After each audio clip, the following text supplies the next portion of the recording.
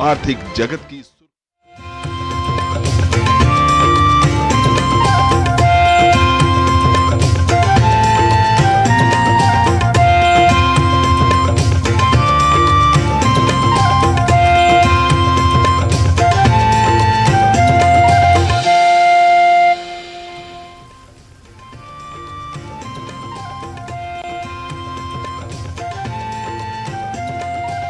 सुप्रभातम। स्वागत है आपका हमारे इस विशेष कार्यक्रम में, जिसमें हम आपके लिए लेकर आते हैं भारतीय ज्ञान परंपरा, जीवन के लिए उपयोगी योग, स्वस्थ जीवन शैली का महत्व और आपको बताते हैं बेहतर स्वास्थ्य पाने के प्रभावशाली उपाय।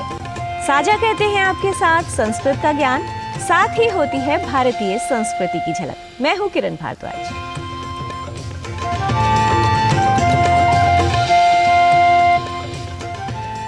समय का चक्र निरंतर चलता है, पल पल से ही जीवन बनता है। अच्छा समय सुनहरी यादें बनाता है और कठिन समय जीवन में सबक दे जाता है। जानने के लिए क्या है समय का ज्ञान, देखते हैं आज का पंचांग। आज का पंचांग युगाब्द 5125, विक्रमी संवत 2080, शक संवत 1945, दक्षिणायन, हेमंत ऋतु, मार्गशीर्ष मास, शुक्ल पक्ष, चतुर्दशी तिथि, सोमवार, रोहिणी नक्षत्र। आज का दिन सभी के लिए मंगलमय हो।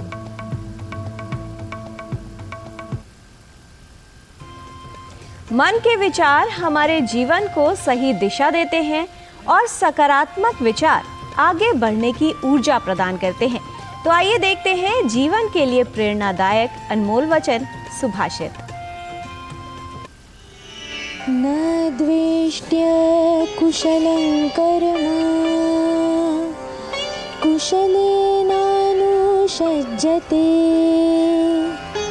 त्यागी सत्वसमाविष्टो मेधावी छिन्न संशयः।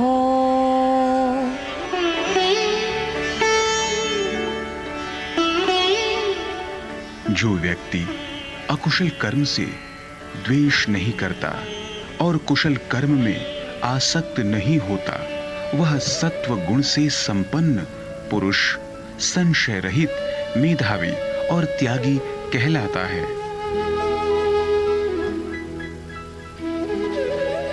A man of relinquishment who is well possessed of the sattva is wise and has his doubts destroyed. He hates not the unskilled action and clings not to the skilled action.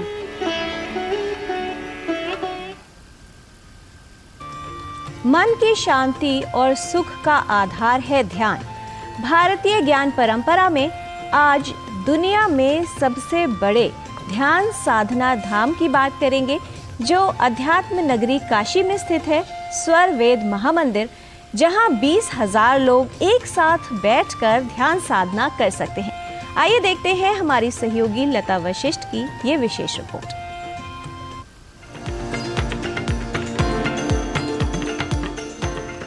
जितात्मानः प्रशान्तस्य परमात्मा समाहितः शीतोष्ण सुख दुखेषु तथा मानापमानयोः। ध्यान साधना का मानव जीवन में बहुत अधिक महत्व है। इसीलिए वेद, दर्शन, उपनिषद, श्रीमद् भगवद गीता आदि भारतीय परंपरा के अमूल्य ग्रंथों में ध्यान साधना पर प्रमुखता से बल दिया गया है। श्रीमद् भगवद गीता में श्री कृष्ण ने कहा है, ध्यानी व्यक्ति सफल, संतुष्ट, सुखी और मान अपमान से रहित हो जाता है। उसके कार्य में कुशलता आती है और इसी ध्यान साधना विधि से संसार को साधक बनाने में सतत तत्पर है आध्यात्मिक नगरी काशी।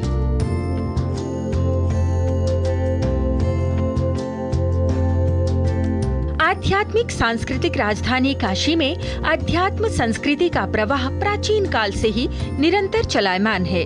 काशी में निर्मित भगवान विश्वेश्वर, अन्नपूर्णा, विशालाक्षी और काल भैरव के मंदिर जहां एक तरफ पूरी दुनिया में प्रसिद्ध हैं और भारतीय ज्ञान परंपरा की ख्याति फैला रहे हैं, वहीं काशी योग और साधना स्थल के रूप में भी प्रसिद्धि प्राप्त कर भारतीय ज्ञान परंपरा की महत्वपूर्ण विधा योग साधना को आगे बढ़ाने में लगी है।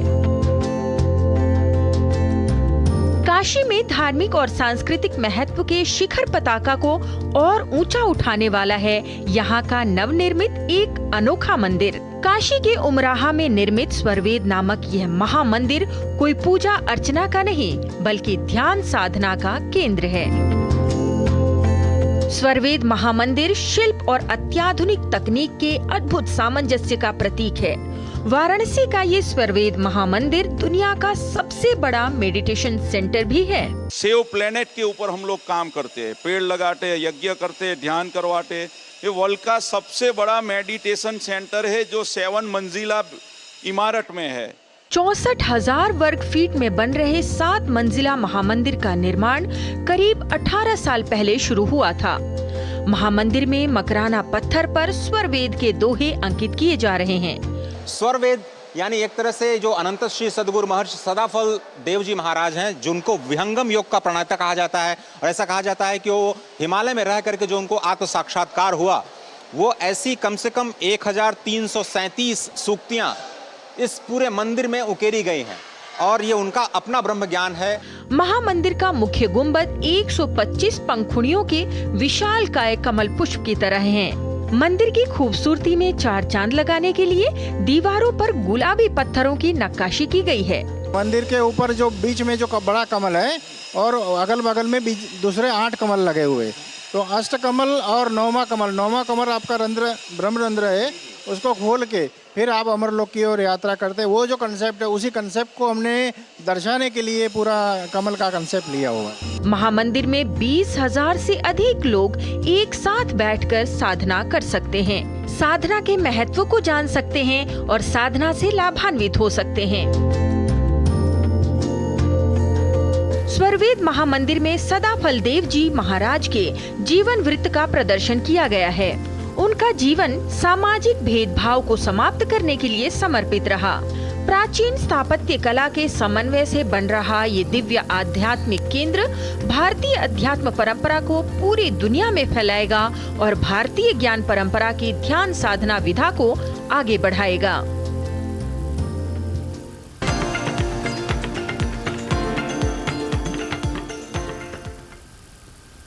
जहां एक तरफ बेहतर जीवन, बेहतर समझ के लिए ध्यान करना आवश्यक है, वहीं स्वस्थ रहने के लिए आवश्यक है शारीरिक श्रम करना।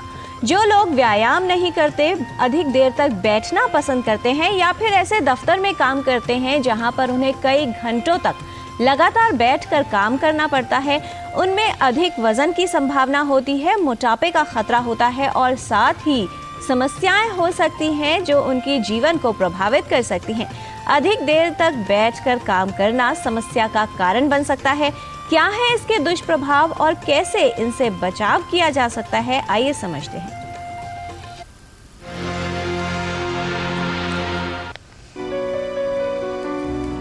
कई घंटों तक लगातार बैठकर काम करना आपकी सेहत के लिए अच्छा नहीं है, क्योंकि इससे कई तरह की स्वास्थ्य समस्याएं उत्पन्न हो सकती हैं। आजकल अधिकतर ऑफिस में काम लैपटॉप और कंप्यूटर पर ही होता है। यही वजह है कि लोग कई घंटों तक लगातार एक ही अवस्था में बैठे रहते हैं। साथ ही बैठने का तरीका भी ठीक नहीं होता, जो समस्या का कारण बन सकता है। कई घंटों तक लगातार बैठ के काम करना न सिर्फ सक्रियता में कमी का कारण बनता है, बल्कि कई सारी स्वास्थ्य समस्याओं के लिए भी जिम्मेदार है। आजकल बहुत सारे ऐसे व्यवसाय हैं जिसमें दिन भर यानी कि लंबा बैठना पड़ता है। स्टडीज ये बताती हैं कि अगर हम अपनी जीवन शैली अच्छी ना रखें तो इसके कई दुष्परिणाम हो सकते हैं स्वास्थ्य पे। ना खाली वजन बढ़ता है, मोटापा आता है, हार्ट की प्रॉब्लम्स, डायबिटीज, कुछ मेंटल हेल्थ इश्यूज जैसे कि डिप्रेशन और कुछ कैंसर्स भी हो सकते हैं। उस पे अगर हम अपना पोस्चर यानी कि बैठने का ढंग, लेटने का ढंग खड़े होने का ढंग, काम करने का ढंग ठीक ना रखें तो उससे भी कई सारे दुष्परिणाम हो सकते हैं हमारे स्वास्थ्य पे। कमर का दर्द हो सकता है, कुछ जोड़ों में उम्र के बदलाव जल्दी हो सकते हैं, पोस्चर भी खराब हो सकता है, पोस्चरल डिफॉर्मिटीज हो सकती हैं। बच्चे दिन भर मोबाइल या लैपटॉप पर समय व्यतीत करते हैं या वीडियो गेम्स खेलना अधिक पसंद करते हैं। इसकी वजह से शारीरिक गतिविधियों वाले खेल नहीं खेलते, जो उनके स्वास्थ्य को प्रभावित करता है। फिजिकल एक्टिविटी न करना बीमारियों का बड़ा कारण बनता जा रहा है। फिजिकल एक्टिविटी बीमारियों से खुद को बचाए रखने के लिए काफी प्रभावशाली है। चाहे आप दिन में कुछ देर के लिए पैदल चलते हैं, ऐसा करना भी आपके लिए लाभकारी हो सकता है। अधिक देर तक बैठे रहने के कई प्रभाव हो सकते हैं। व्यक्ति को पूरा दिन थकान महसूस होती है, वजन बढ़ने लगता है, पोस्चर इम्बैलेंस यानी पोस्चर का बिगड़ जाना, जीवन की अवधि कम होना, स्फूर्ति में कमी, सुस्ती बने रहना और पेट के आसपास चर्बी बढ़ जाना, ये सभी देर तक बैठे रहने के परिणाम हो सकते हैं। इसके अलावा गर्दन दर्द और पीठ दर्द जैसी समस्याएं अक्सर परेशान करती हैं, लेकिन हम कभी ये नहीं सोचते कि इसका कारण अधिक देर और लंबे समय तक बैठे रहना हो सकता है। अगर हमारे व्यवसाय ऐसे हैं जिसमें लंबा बैठना पड़ता है तो हमें जीवन शैली में कुछ बदलाव रखने पड़ते हैं, यानी कि जीवन शैली अच्छी रखनी चाहिए। तो इसमें हमें कुछ जनरल कंडीशनिंग एक्सरसाइजेस जैसे कि सैर, sports, aerobics, swimming, dance, jog, run, कोई भी एक ऐसी हॉबी रखनी चाहिए जिससे हमारा शरीर स्वस्थ रहे। इसके अलावा कुछ स्ट्रेचिंग एक्सरसाइजेस ना खाली कमर की पर जोड़ों की करें तो उससे भी फायदा होता है। अर्गोनॉमिक्स वर्क के ठीक होने चाहिए, यानी कि कुर्सी अच्छी हो, टेबल अच्छी हो और उस पर कंप्यूटर की सेटिंग ठीक हो। कुर्सी अगर देखें तो सीट और बैकरेस्ट का एंगल फिक्स्ड हो, पूरा बैकरेस्ट हो, ऊपर तक आता हो, और इस पे कैसे बैठते हैं वो भी जरूरी है। पूरा पीछे तक जाकर बैठें, स्लाउच ना करें। लंबा बैठते हैं तो हर 40-50 मिनट में अपना पोस्चर बदलते रहें। अगर कंप्यूटर पे काम करते हैं तो मॉनिटर आई लेवल पे होना चाहिए, कीबोर्ड टेबल के नीचे अटैचमेंट पे होना चाहिए और अपने हैंड्स को, अपने हाथों को आर्मरेस्ट पे रखा होना चाहिए ताकि कमर पे या गर्दन पे ज़्यादा तनाव ना आए। अधिक देर तक बैठना हो तो थोड़ी देर बाद कुछ समय का विराम अवश्य लें। बैठते समय या कोई भी क्रिया करते समय सही पोस्चर का ध्यान दें। जहां तक हो सके अधिक देर तक लगातार न बैठें और अपनी शारीरिक गतिविधियां बनाए रखें। ऐसा करना आपकी सेहत को ठीक रखने और समस्याओं से बचाव में काफी प्रभावशाली सिद्ध हो सकता है। किरण भारद्वाज, डीडी न्यूज।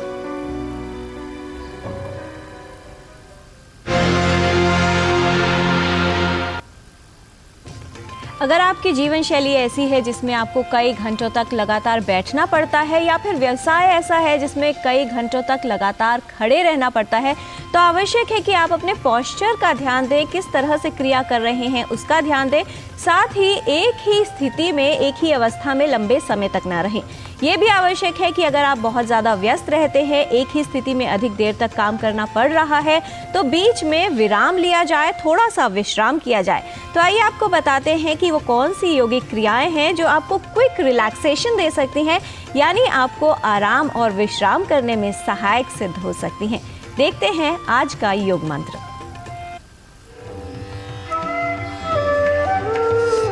नमस्ते, मैं कविता माथुर। अगर कभी भी आपको दिन में थकावट महसूस हो रही है तो आप 5 से 10 मिनट का शवासन कर लीजिए। इंस्टेंटली फ्रेश फील करेंगे। किसी भी योगा मैट या कारपेट पे आराम से लेट जाएं।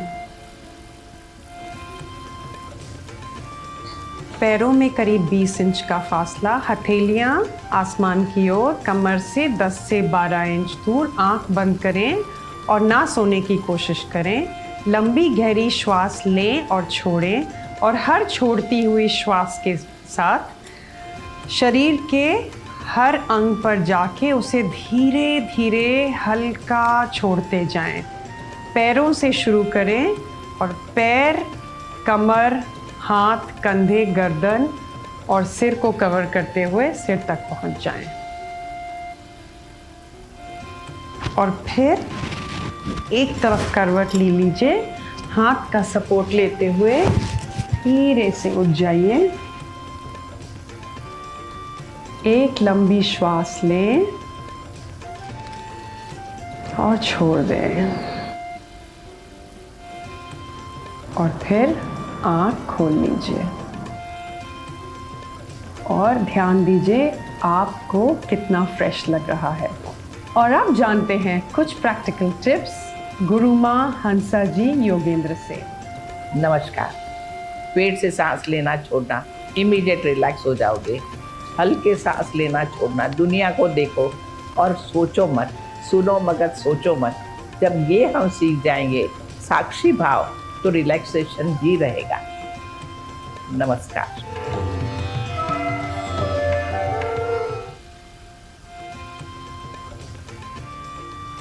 अगर आप अधिक देर तक बैठे हैं, खड़े हैं या कार्य कर रहे हैं तो थोड़ा सा विश्राम लीजिए। अगर आंखों का काम ज़्यादा होता है, यानी स्क्रीन या मॉनिटर पर काम करते हैं, कंप्यूटर के सामने ज़्यादा बैठे रहते हैं, तो बीच बीच में अपने आंखों को झपकाते रहिए। और अगर बैठना है तो बीच में थोड़ा सा विराम लेकर एक पैदल चलने का चक्कर लगा लीजिए, कहीं टहल कर आ जाइए, इससे काफ़ी लाभ होगा। यहाँ पर रुकते हैं एक छोटे से ब्रेक के लिए। ब्रेक के बाद लौटेंगे तो आपके साथ साझा करेंगे संस्कृत का ज्ञान।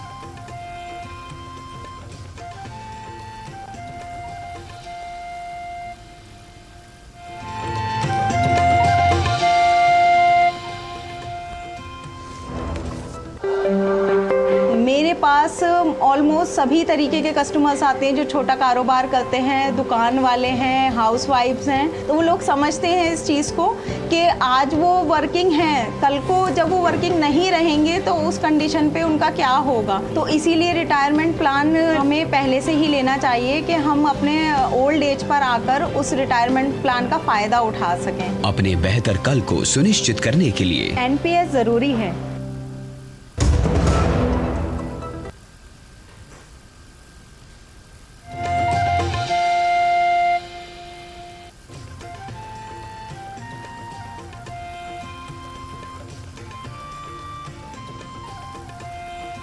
ब्रेक के बाद आपका स्वागत है। संस्कृत की पाठशाला के पिछले अंक में हमने सीखे थे पुल्लिंग में बंधुवाचक शब्द और उनके वाक्य कैसे बनाते हैं। आज हम सीखेंगे स्त्रीलिंग में बंधुवाचक शब्द और ये जानेंगे कि मामी नानी को किस तरह से संस्कृत में बताया जा सकता है। तो आइए चलते हैं हमारे सहयोगी गवीश द्विवेदी की संस्कृत पाठशाला में।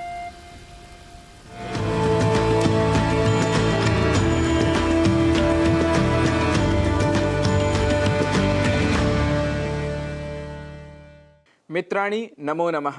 भवतां सर्वेषां स्वागतम् एतस्यां संस्कृतपाठशालायां। भवन्तः जानन्ति एव एतस्मिन् प्रभागे वयं संस्कृतभाषायाः अभ्यासं कुर्मः। पाठशाला के आरंभ से अब तक के अंकों में हमने माहेश्वर सूत्र अर्थात संस्कृत की वर्णमाला, वर्णों की वर्ग व्यवस्था, वर्णों के उच्चारण स्थान, पुल्लिंग में कह, सह, एषः, स्त्रीलिंग में का, सा, एषा और नपुंसकलिंग में किम, तत्, एतत् इन पदों का प्रयोग करना सीखा था। और साथ ही हमने उच्चारण से संबद्ध कुछ नियमों को भी सीखा है। मित्रों, आज के इस अंक में हम बंधुवाचक शब्दों को सीखेंगे और साथ साथ उनके वाक्यों की रचना भी करेंगे।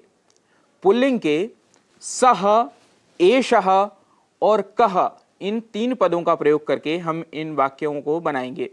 उदाहरण के लिए जनकः, हमने अपने पहले के अंकों में सीखा था जनकः का अर्थ होता है पिता।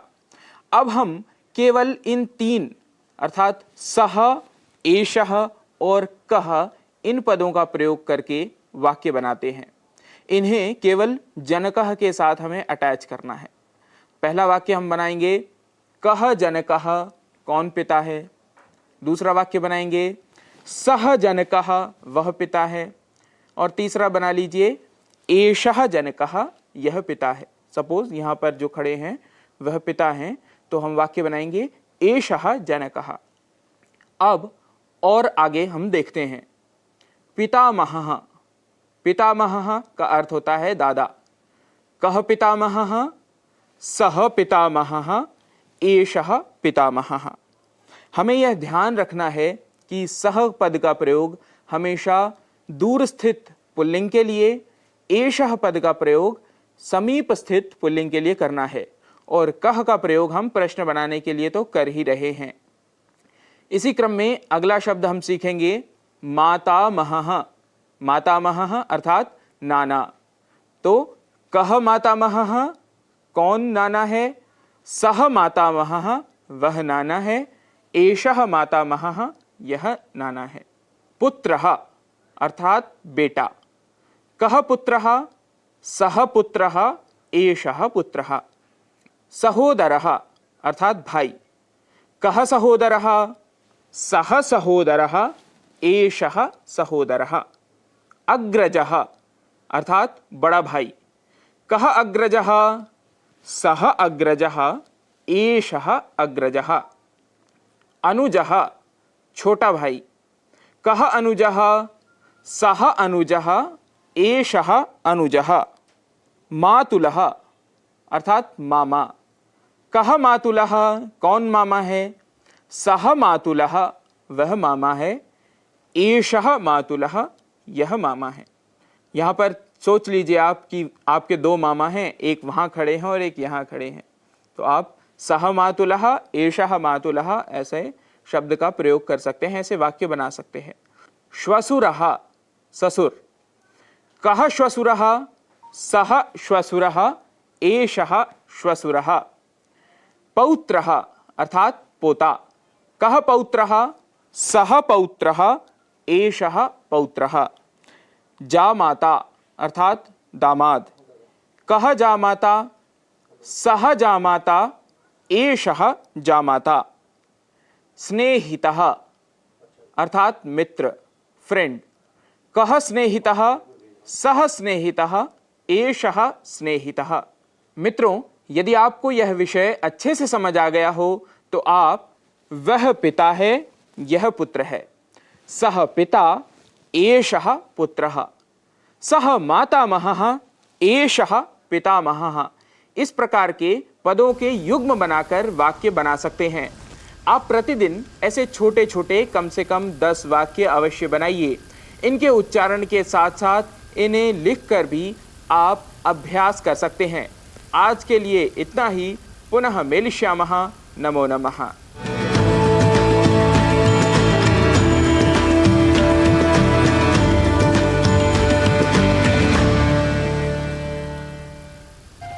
बोकारो स्टील सिटी में स्थित स्वावलंबन केंद्र आधी आबादी को आत्मनिर्भर बनाने में अहम भूमिका निभा रहा है।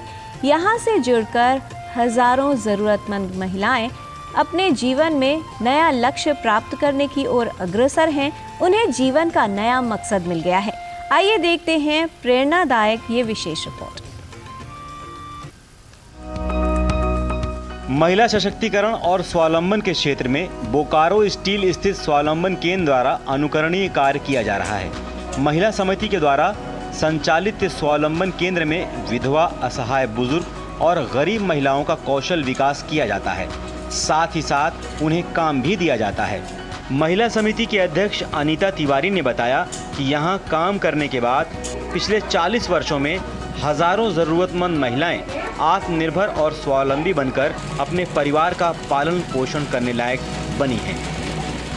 हमारा एक स्वावलंबन केंद्र है जहाँ ग्लव्स हमारा बनता है। स्टिचिंग का भी काम हम यहाँ देते हैं, कराते हैं। ट्रेनिंग के बाद इनको रोजगार भी मिला है, लेकिन यहाँ से ट्रेनिंग लेने के बाद ये लोग अपना काम बाहर भी करते हैं। पिछले कई सालों से बोकारो स्टील प्लांट ने कर्मचारियों के लिए दस्ताने और बोकारो जनरल अस्पताल में कार्यरत स्वास्थ्य कर्मियों के लिए एप्रॉन और कॉटन की आपूर्ति भी इस महिला समिति के द्वारा ही की जा रही है। दस्ताना बनाने का काम कर रही नर्मदा देवी ने बताया, ये यहाँ 1990 से काम कर रही हैं। उन्होंने कहा कि कोरोना काल में लॉकडाउन के दौरान प्रधानमंत्री नरेंद्र मोदी के द्वारा उपलब्ध कराए गए राशन के अलावा उन्हें केवल महिला समिति से ही सहायता मिल रही थी। सबसे ज़्यादा फ़ायदा मिला हम लोग को जब लॉकडाउन हुआ। कोई चारा नहीं था, एक महिला समिति था जो थोड़ा बहुत पैसा जाता था तो किसी तरह उधर मोदी दे रहे थे, इधर ही दिए तो हम लोग किसी तरह गुजारा किए। वहीं चिंतामणि देवी ने बताया कि बस दुर्घटना में उनके पति विकलांग हो गए। अचानक उनके सामने 3 छोटे बच्चों के पालन पोषण की जिम्मेदारी आ गई। यहीं पर उन्होंने काम भी सीखा और रोजगार भी मिला, जिससे उनकी परेशानी खत्म हुई। इस स्वावलंबन केंद्र में काम कर रही हैं। सभी की अपनी अपनी कहानी है, लेकिन दुख की घड़ी में महिला समिति ने उनका हाथ थामा। जितना लोग गरीब आदमी है, मैडम लोग हम लोग के लिए कहाँ से ऑर्डर लाती है ताकि हम लोग को रोजी रोटी चले और अच्छा से काम करे, 2 पैसा मिले, बाल बच्चा को घर परिवार इसी से चलता है सर। निश्चित रूप से महिला समिति के द्वारा संचालित इस स्वावलंबन केंद्र से जुड़कर हजारों जरूरतमंद महिलाओं को जीने का एक नया मकसद मिला है, जो आधी आबादी को आत्मनिर्भर और आर्थिक रूप से सशक्त बना रहा है। बोकारो से मनोज विशाल के साथ दिवाकर कुमार की रिपोर्ट, डीडी न्यूज। कहते हैं क्षमा से बड़ा कोई धर्म नहीं और सेवा से बड़ा कोई कर्म नहीं। तो अगर आपको लगता है कि आपने जीवन में काफ़ी कुछ प्राप्त कर लिया है, आप सफल बन गए हैं, तो अब समय है कि आप दूसरों की सहायता करें, दूसरों के लिए कोई अच्छा कार्य करें, उनको आगे बढ़ने में मदद करें। आज के कार्यक्रम में फिलहाल आपसे अनुमति चाहेंगे, फिर लौटेंगे इसी कार्यक्रम के साथ। कल आपसे मिलेंगे। आज के लिए इतना ही। हमारी पूरी टीम को दीजिए अनुमति। नमस्कार।